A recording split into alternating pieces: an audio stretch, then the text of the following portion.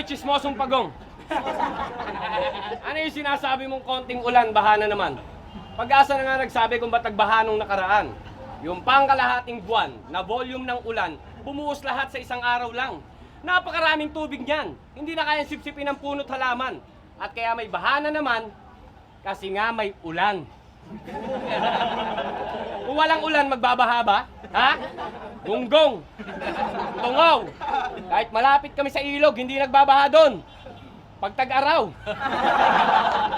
Ikaw na rin na nagsabi, yung malaking porsyento ng tubig baha sa taas ng Wawa nagmula.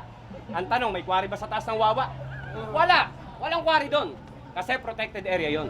Pero hindi yung binabalita ng mga bias na media. Dahil kung may quarry talaga sa taas ng Wawa, di sana, matagal na yan lumabas sa social media. Ngayon pa. Cellphone mo na lang ata, walang camera. Ito pa, tinungkab daw ang kabundukan. Malamang kasi nga quarrying. Pero kahit private property pa nila yan, kung walang permit ng kagawaran, hindi yan pwedeng galawin. Ang grasya, hindi kusang dumadating. Kailangan kumilos ka rin. Ultimo magsasaka natin. Nagbubungkal muna ng lupa bago makapagtanim. Ibig mo sabihin, pati magsasaka natin, naninira ng kalikasan.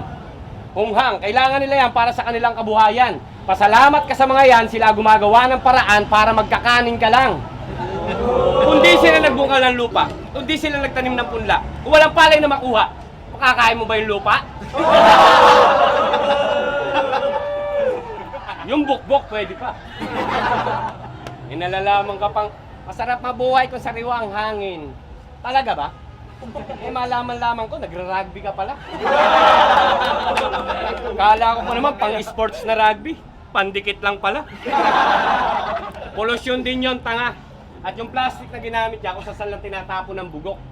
Yun pa naman yung klase ng basurang bumabara kasi hindi yun nabubulok. Hoy, tulok! Huwag mong ipatigil ang quarry. Kung meron dapat itigil, yung pagsinghot mo ng rugby.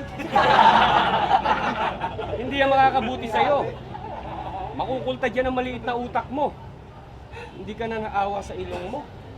Magang magana, oh. Oo, sobrang laki na.